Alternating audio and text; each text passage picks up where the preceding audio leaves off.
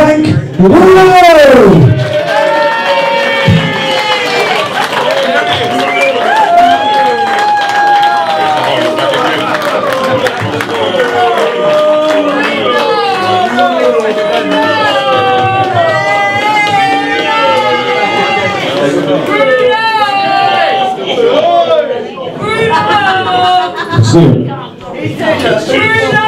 Hello, you alright? Thanks for coming down tonight. I'm sorry about the night, by the way. So, Mr. Bruno, sir, this chat is somewhat long overdue. I first clapped eyes on you and I even became aware of you. I believe it was May the 3rd, 1980, at the old Wembley Stadium, Wembley Arena. Against Rudy Pico. I was only 10 years old. I believe you were 8 years older than that. Yeah, well, 18 plus VAT. So talk me through your first kind of landmark in boxing, the ABA heavyweight title victory. I started boxing when I was about 8. They had a couple of fights till I was about 12. My mum sent me to a posh boarding school. We spoke about that, didn't we, upstairs? Yeah, she sent me to a boarding school. Should we tell them why? Well, nothing naughty. I didn't do nothing naughty. I was just big for my age. I like fighting. So and it had to be wrestling with a teacher was the problem. I was wrestling with a teacher, but I didn't touch the teacher. I just stopped the teacher from touching me. But I was waiting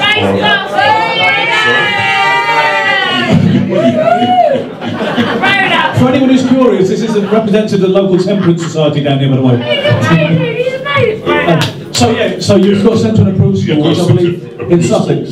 Yeah, Bolsall it was until I was about 16. And when I left the school, I wanted to get a job, but I just decided to take up boxing, so I took it up for about until 16 to 18.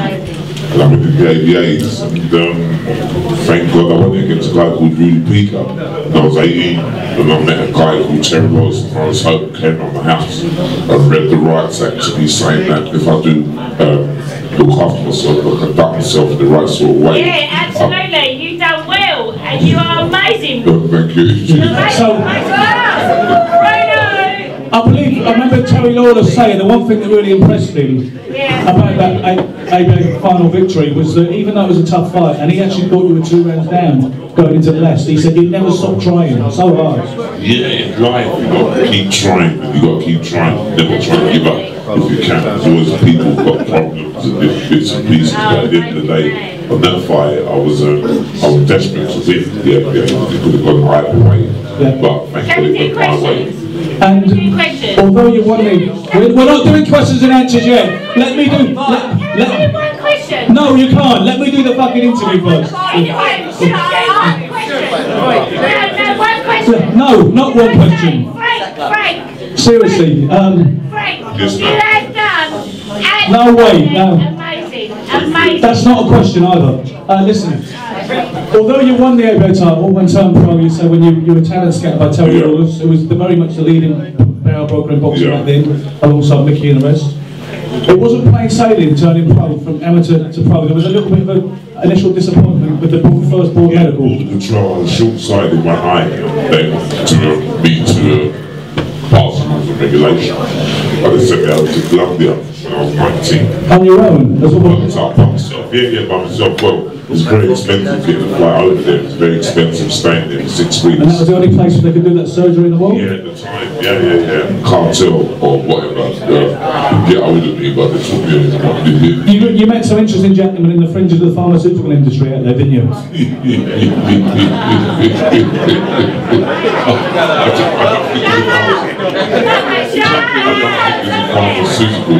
I think it was the import and export business. As long as it was legitimate, that's the main thing, Frank.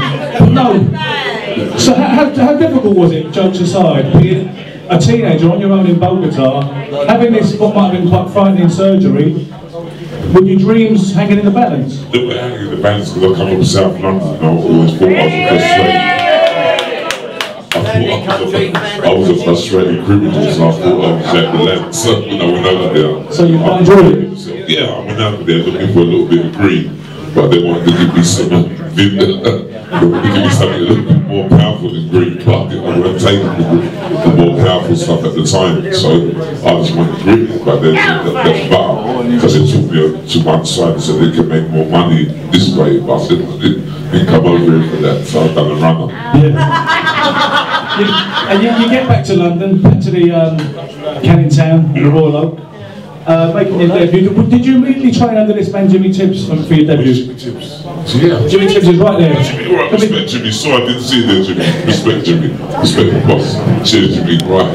Did he train you for your very first debut against Lupi Guerra? Quite a few of my fights are good trainers. This is a good trainer. Absolutely. Not the best trainer in England. I think he's the best speak I've ever now. had. Yeah. You know what I mean? Good guy. Lovely So, what do you remember about your pro debut? It was a one-round blowout of one Lupi Guerra. Yeah, I remember it like it was yesterday. The guy from Mexico, he's a heavyweight, so they put me against him. And I'd rather be equal than be me, so I went there. That's what I could do. The fight was over pretty quick. Most of your early fights were over pretty quick, Frank. And as you streaked to this knockout run, alongside the adulation and massive support, there were certain detracting voices trying to question the quality of some of your opposition. Yeah. Talk to me. Yeah. I think that happens with everybody, you know what I mean? I think that in Charlie McGray, Jermaine Tracy, Larry Holmes, Mike Tyson, everybody was questioning you. Everybody has a life and death fight every single week. If the guy takes the distance, they could question you. You're always there for criticism, but you know what I mean? You got to be a man to take the good with the bad. The first test of your character, and indeed your chin, came against Jumbo Cummings. Yeah, the Jumbo Cummings memory lies yesterday, caught me in the last right on the bell. Second on the bell, the first round, But sometimes it's alright knocking over people, but when someone hits you back, it tells us what like character you are. But I think on that night I test if I had any balls or if I didn't have any balls. Absolutely. You were gone at the end of the first round, and the referee Mike Jacobs walked you back to the corner almost. I believe it was Mike Jacobs. Oh, if it's Mike Jacobs, it's Mike Jacobs. You say, no problem. I'm good on this. Although you were there. No problem. I was there and I weren't there at one stage. Well, true. After the first round, that was fine. I was fine. The second round you looked on autopilot, took a lot of punishment, but you weathered it. Yeah. By the sixth round you're coming back. By the seventh round you're knocking out. Yeah, I don't know how I knocked him out, but after that fight, Harry goes there, that was a good punch he caught with Frank.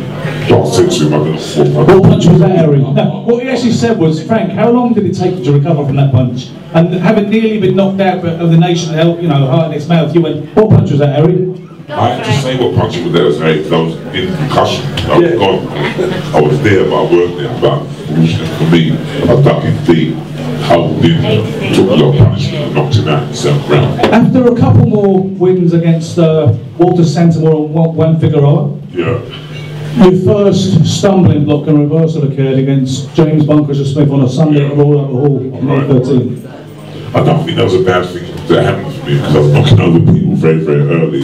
I never had a long amateur career. I had a very, very short amateur career. So 20 fights? Yeah. Well, I think about 21 fights, if you look at that one, because I think 21 fights. I'm only playing some music randomly in my pocket. I'm really sorry. It's probably putting me off more than you, but let me just get rid of that. Not calling it again. I think if you do it outside, like 21 amateur fights, like Joe Bristol, I got my revenge. So, the Bunkers Smith fight, I'd like to talk about, obviously it was a test you had to bounce back from there. There's one thing I'd like to address. Some of the naysayers and detractors have tried to say, as well as other criticisms they made against your style or whether how you stacked up against top Americans, some people tried to say you couldn't hold a shot. Now, if you look at that 10th round and the sheer volume of hellacious shots you absorbed, I remember you saying shortly afterwards, anyone who thinks that person's chinny don't know a lot about boxing. Well, I don't think, criticism comes in different packages, you know what I mean? This is not going to take a punch. You can't take a punch into the front because absolutely. In that fight, he caught him about 30 to 20 punches, but it was 34. I ain't got nothing to argue with people that say that you can't take a punch. Because everybody gets right and go down. I remember Mark Taylor against Roy Guns. And Roy Guns put Mark Taylor down. And Mark Taylor looked at the corner, took the count well, and broke Roy Guns' heart. You know what I mean? But he was saying that Mark had a good punch. He was a warm guy. And interestingly enough, he had a very bad night on that Royal Overhaul bill as well against Buster Drayton. Yeah, sometimes we have good nights, sometimes we have bad nights, but that's the way boxing goes. You rehabilitated your career with what culminated in the European title win, 4 rounds of Anders Eklund, which carried on your journey up the rankings looking for a world title shot. And the thing that put you in that mandatory position for Tim Witherspoon was a devastating 1-round knockout of Harry Knuckle-up. Were you surprised? That was a point? I was surprised here and now, but at the end of the day I was training for the fight and I was getting a lot of that attraction from apart. People want to walk playing in my car and whatever, so it's a little bit I still remember you saying that because there was a lot of lobbying, trying to jump on the bandwagon a little bit because you're so famous, that we're going to use Bruno as our kind of poster boy for this. And you said, these anti-apartheid people, are they going to pay my phone bill or my car tax? They pay my phone bill. I've got kids. I had 2 kids at the time, Rachel and Nicola. Nothing paid to deal with nappies and whatever, so I can't get involved in other things or war. What happened in another country when it's nothing to do with me. And I still remember the interview afterwards when you said, probably still a little bit mindful of some of the criticism I had in your way. Sorry? Are we getting a bit of feedback on these mics? Sorry. You know what? Wiley, we're going to do the Q&A anyway, but you're so persistent, I'm going to let you ask a question, but you've got to come up here. Come on, stand up and ask it, come on. Come on. First of all, what's your name?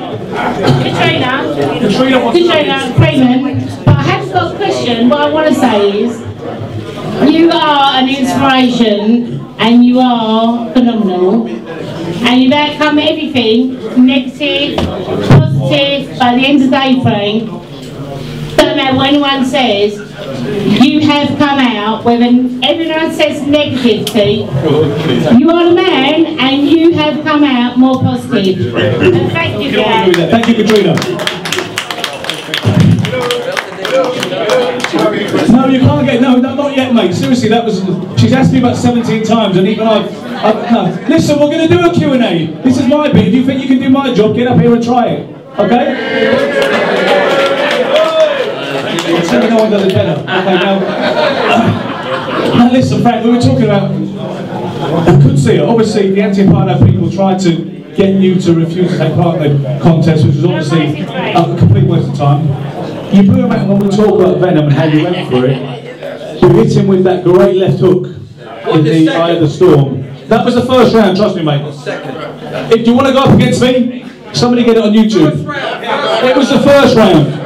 We know it was the first round. Now listen, it was the first round, and we've only got the place at 11, mate. So go on, have a look at it. But Harry Carpenter certainly got very emotional. I was like, get in there, Frank, and he definitely staggered him. He never stopped coming forward and throwing punches, but it's an enduring thought in boxing, British boxing consciousness today to say, if only he'd have gone for it, or if only he'd have realised, or whatever else. What was your own personal feelings when you watch it back? A lot of people always criticise me for not doing that, but I think if you watch the fight very, very carefully, slow motion, you can see that I was trying to finish him off. Some fighters, when they're hurt, they're more dangerous and more slippery and more tricky. A survival man would control different tricks to survive. He was hurt, he was very, very hurt. And he bumped and weaved and rocked to roll for my punches for me trying, but me missing it made it look like I wasn't really trying to get in there, but I can assure you, when I'm going to the ring, I try my best. That's all I can do is to keep my best. History will show.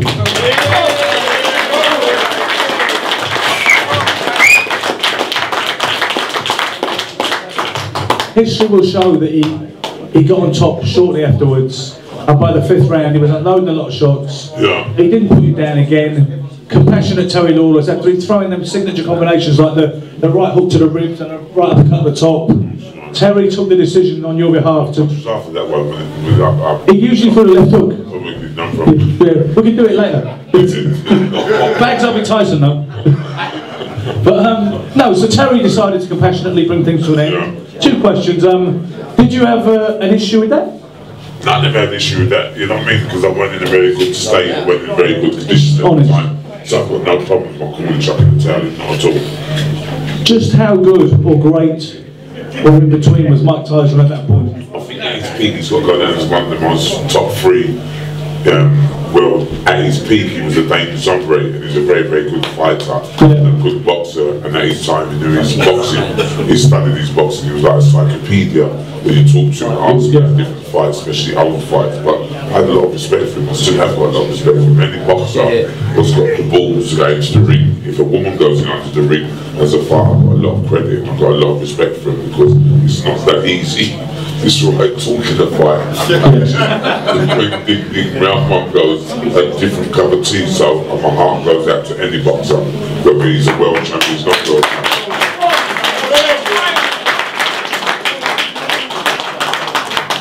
After a couple of more rehabilitative wins, came the next, make it now the third World Heavyweight Title Challenge, against another very formidable guy in Lennox Lewis, in Cardiff. Some people cite that as your best performance because of the fact you were ahead on points at boxing Lennox, arguably, until the roof fell in. Talk to me about that. I was doing alright for about 6 rounds. Unfortunately, I got caught with a left hook. I think I straight bomb. I charged a bowler over the top and caught with the left hook and finish off the fight. But yeah, I can't go into screenshot because I was beating them. So this was 6 rounds, give me a free t-shirt. But as I say to you, all my fights that I've been in, I've gone in there to try my best and do my best, whether it's losing or winning. And I've got no shame upon myself and say, oh, I didn't try for that one, I didn't try for this one. Every single fight I go to, whether it's a Chuck Dark or whether it's a Lennox Lewis, whether it's a Bugner Smith, I'll go in there and give it 110%.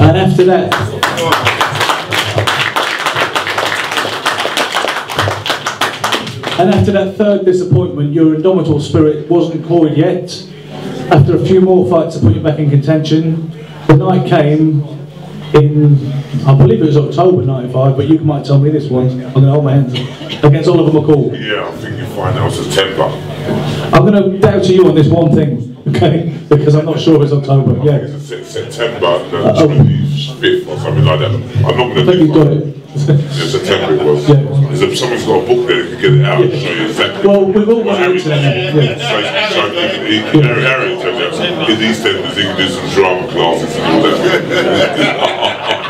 No, you know, it's obviously, it caused a sensation, McCall, by knocking out Lennox Lewis in 2 rounds. Yeah, not too many people, if you look for his career, has done that to Lennox Lewis. Has seen Rahman and Oliver McCall, was it? Yeah. So, you boxed a clinic really throughout, and you were controlling with the jab. It felt like you'd learned certain. It was the right time for you to ascend to the throne, and you'd learned certain things and put them into practice in a way you never quite had before. When you could ride out trouble, you could hold on a little bit. George Francis this time, of course. Yeah, I was with George Francis. I don't want to disrespect Jimmy Tibbs, because Jimmy Tibbs is it's okay, he's got he's a legend in his own right. But at the end of the day, I brought in George Francis, and he had a different pattern of training. You know, he didn't take no bullshit, he didn't allow me to moan or whatever, he toughened me up quite a bit. And taught you maybe a few dirty tricks? Well, unfortunately, I had too many clean showers, so I had to go in there a little bit more dirty for the ball fight. The only thing, my memory of watching the McCall fight, and I've only watched it once. Yeah, I've only watched it once myself. Okay, what, you watched it back shortly afterwards? Yeah, shortly after I watched it. My memory of it was you being very dominant and McCall never catching fire. Then he tagged you in the last round, and there was a few tough times. Yeah, we all have tough times. 12 rounds going in against a guy with the ball, with this knocked out Lennox Lewis, he's going to have tough times going against the guy who's going to come in there to do some damage. I remember him and Donkey take drug tests afterwards, but I can remember going in the ring with him, and I think I've been near a baboon, but if whatever he was taking was like a baboon that night, but that was allegedly if the camera's working. But all I know that he was on something powerful shit that night. Who was? Oliver McCall. Yeah. So, well, see, and it wasn't Smarties. Indeed. The whole issue of drugs in boxing is a big issue today, whether they're performance enhancing or the more traditional street versions.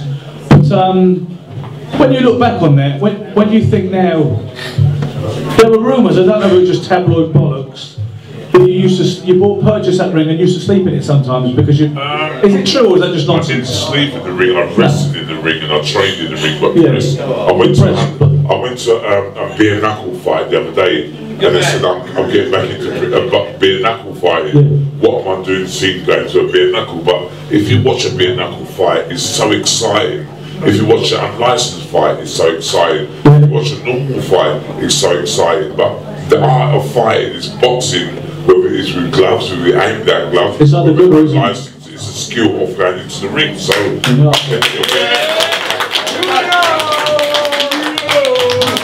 So Frank, I want to talk about the second Tyson fight, obviously, which was your very next fight, your last fight, and I'd like to finish out on a little bit of how you felt about life since and what on the journey since, without going on for too long for your attention span. But the rematch of Mike Tyson back in Las Vegas again. That one was March the 16th, 1996, I believe. Yeah. Now, I'm just saying, Well, listen, can I make a terrible confession? Can I make a terrible confession before we talk about Tyson? What are you going to do? I'm going to tell me your friend Maloney.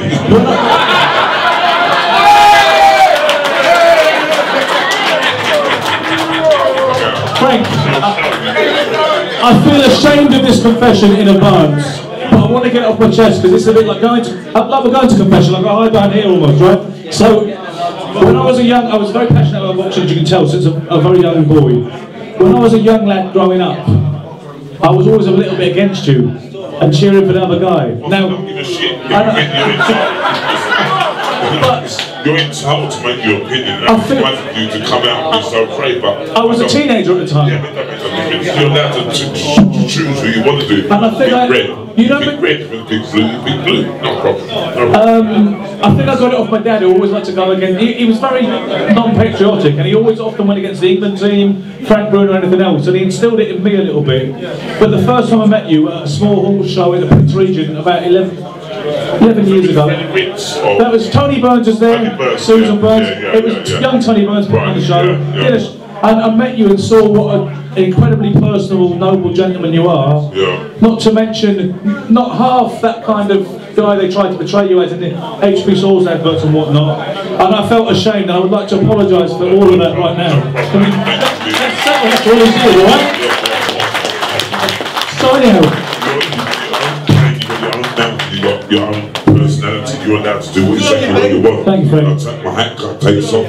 I'll take my hat off to you. This is really important to me to make peace with Frank Bruno tonight, because I spent so many years vaguely rooting against him, and I say I feel ashamed for it, I admit it, and that's the end of it, okay? So, now, the Tyson fight, going into the second Tyson fight, March 1996, there was a lot of optimism compared to the first time. You were supposed to be a man going to the gallows, and there were all these very theatrical write-ups by Ian Waldron in the Daily Mail. Anyone would have thought you were taking on the Soviet army.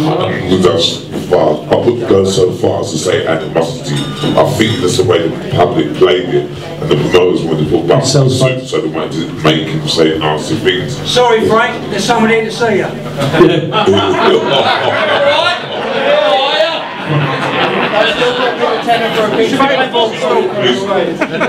Is he a real He said, can you move your Bentley? It's parked illegally.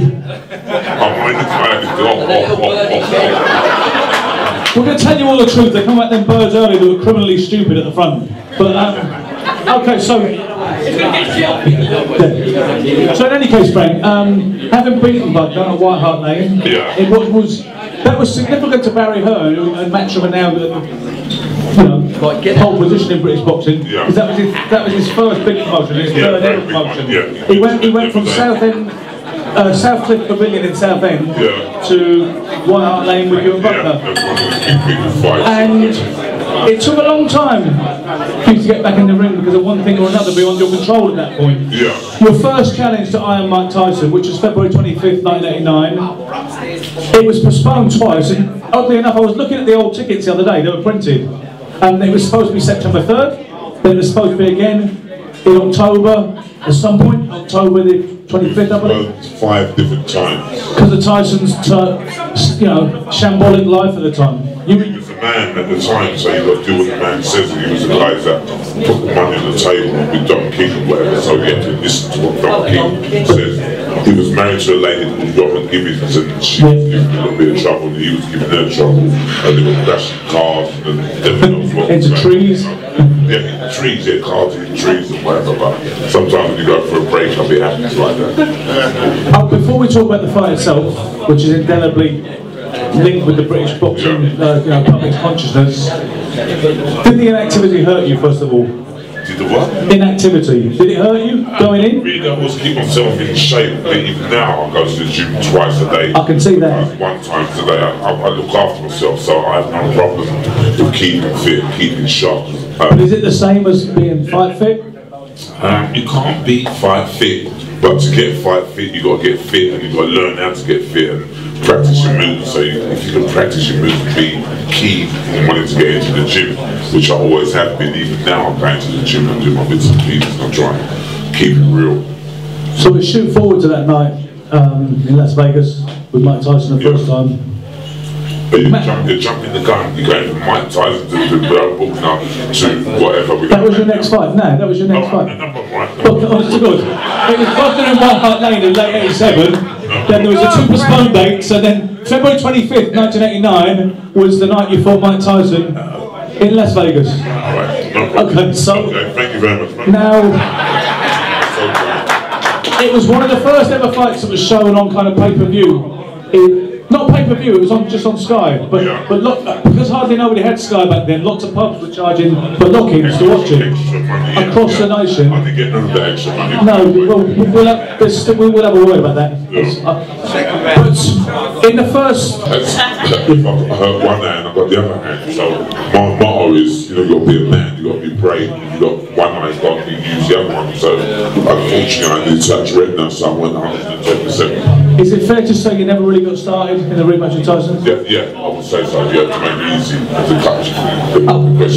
cut the question. And I remember somebody asked you at the time, do you think he's as good as he was in 1989 or better? And you said about the same. I think when I first fought him, he was on fire, he was cooking or whatever, but I think when I fought him the second time, he was out of prison, hanging around with the wrong crowd, so I don't think he was the same one time. Not quite the same. Who am I to tell, because I want to say Frank Bruno. Indeed. So Frank, when we get to the question of retirement, and I know, I don't know you personally, probably get to know you as well tonight as ever before. I get the impression from everything I've heard or learned or anything else or read that you're one of the fighters in particular who has struggled with the whole end of a career and the lack of that supreme meaning that it had when you were a boxer. Yeah. Cool. I struggle, you know what I mean, because I love boxing. Boxing was going to be in my blood, but I didn't know I had bipolar. Even today, I don't even know I'm bipolar. It's all I know is sometimes when I get a credit card, I'll go out there and I'll just buy this or buy that or buy that or buy that. Including a polar bear? No, not a polar bear. Well, that must mean all women are bipolar. Yeah, maybe. All women. Cheeky one. No, but I didn't know about bipolar. You know what I mean? After you finish your boxing, it gets you that you break up from a marriage, you're going through a rough time, different things affect you in different ways, but I'm looking for no sympathy. I've got bipolar, so what? I've still got life to live and to get with myself, you know?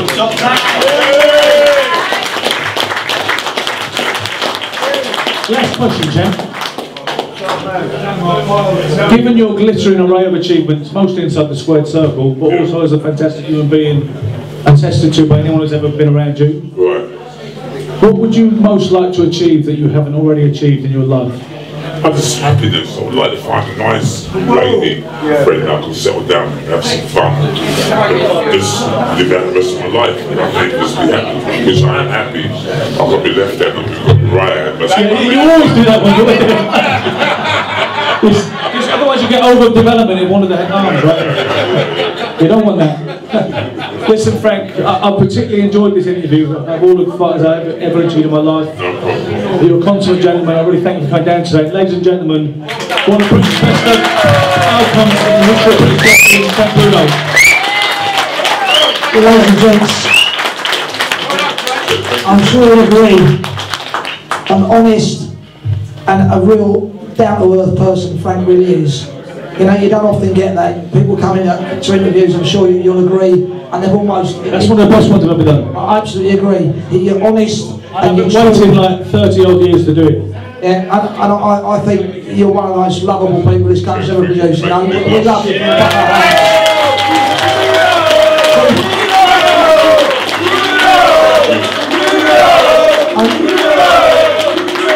If we cast your mind back just a few weeks, Frank was in the audience. And I see him, I went to Cardiff and Bruno was 5 rounds up with Lewis and got caught with an unlucky shot. I would like to ask Frank who he thought would win. I think he'd say Tyson would have won. Yeah, Tyson at his peak was a very, very serious hombre. And when he was at Cosmando, borderline, I think he was a very, very dangerous. And I think Lewis knows that in his peak, he would have got beaten by Tyson. He would have got knocked out by Tyson. You asked me a question. Quicker than you, wouldn't it, mate? Okay, yeah, we'll let you go, mate. Over there, Vernon, who asked me a long time ago. It's not a Jeremy Kyle show, mate. You had your fucking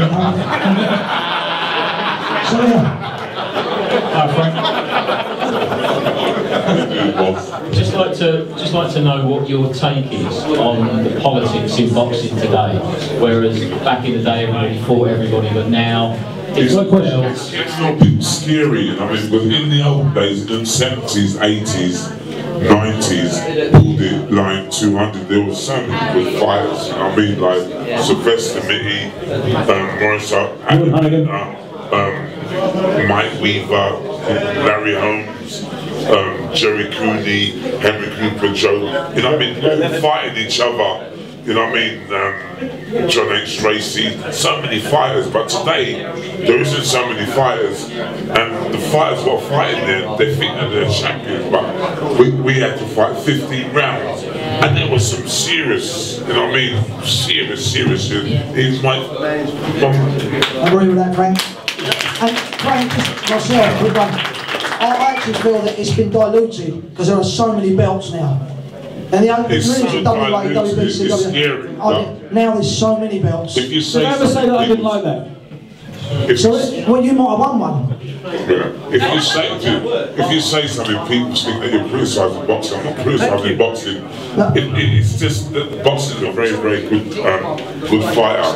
He's an ambassador for boxing, and his jab and the way his style of fighting, I would have loved to have fought Larry Holmes and George Foreman. Not both in the same night, one after the other. But Larry Holmes and George Foreman. But you're fighting in. What time is it? What time? What time is it? What time is it? You know what day it is? I think that's your pizza delivery. Okay, cool. Yeah. Okay, we've got time for a few more. Anyone else? I want to ask an unrelated boxing question, mate. Okay, you come out of Waterloo Station once, and you had 4 skinheads, you remember? And when you met Cass Penn. Stratford Station. Stratford Station. Oh, sorry. Stratford Station, and it's like putting it on you. And there were 2 skinheads when you put the VAT well, on top. come on, you've got to go with the flow, man. You've got to go with the flow. 2 skinheads, come on, you could have fucking done them on your own. And you met Cass Penn, and tell me how you met Cass Penn. Yeah, that's how I met him. I was in the train station with a roller skates on the other side of Stratford Station. Oh, you put it and down there was some skinheads across the other side of the station coming over to my side, and I think Cass weighed it up, thinking that they were going to come and trouble me.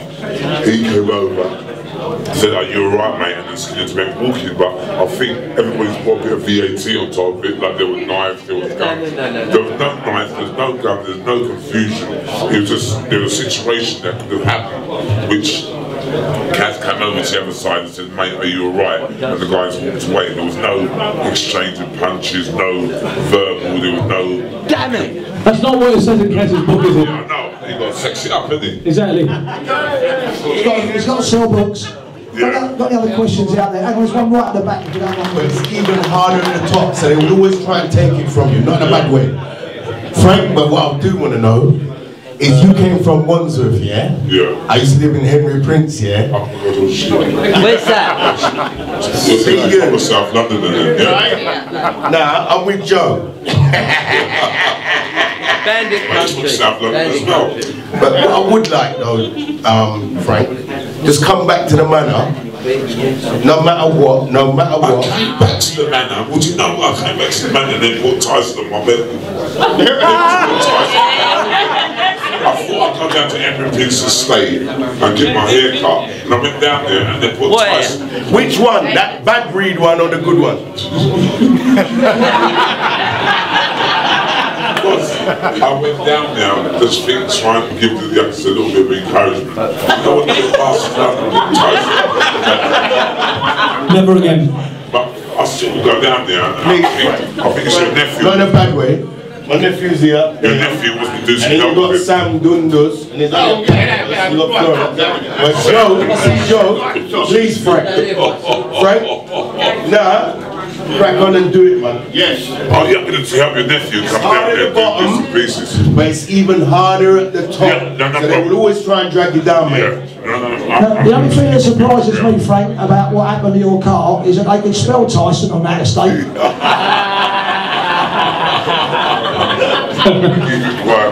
We've got any other questions out there? Have we still got the raffle as well, man? Yeah, we do. What do you think about it? Is that right? Andy Josh's, Eddie Hearn said something about me that I think he said that Andy Josh could beat me in 2 rounds. I think I'm a man and I'm dead. If I was dead, I couldn't really answer the question. And if he thought he could do that, I mean, I'm not dead and I'm still alive, why don't he take his chance? And, would you get back in the ring? If the money was right and if he fancied his chance. But we shouldn't be directing him in that direction, and he doesn't need to do that. You don't need to do that. I don't need to do that. I'm not going to get into it. But he asked me a question. He put something in the paper about me and I was only defending myself. But I'm a bit too old to get back into the boxing, but I'm old, but I'm young. I have to say, I know you're actually a year older than me was to the day, but you look absolutely fantastic, Frank. You really do. Doesn't he, ladies and gents? Does he look great? Just going to put this. Frank, I'd just like to say, I class you as a friend, as you know. Cheers, Eric. And I'd like to say something personally. You don't need to fight again. You don't ever want to fight again. Everybody loves you. Nothing to prove to anybody.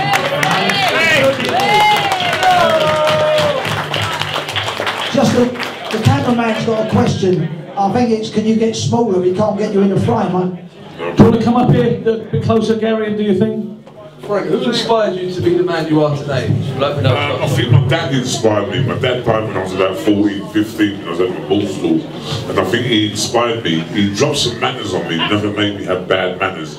Always tried to be polite to people, but he inspired me and he always wanted the boy and his boy to do boxing. But my dad, without doubt, I mean, I wish he was here now, but unfortunately, that's the way the cookie crumbles sometimes. He's a good boy with that. He was very, he didn't let me get away with no naughtiness or behave myself or be bad mouth anybody, but he was always feel proud that he's got his son. Hey. Frank, there's a gentleman here that Ben's brought along tonight. You haven't seen in an awful lot of years. In the amateur days. Former WBA heavyweight champion Leslie Stewart. Yes. Look at this man around, because he's not having a Frank. I've known Frank a long time, been friends. Speaking to that intense, like time.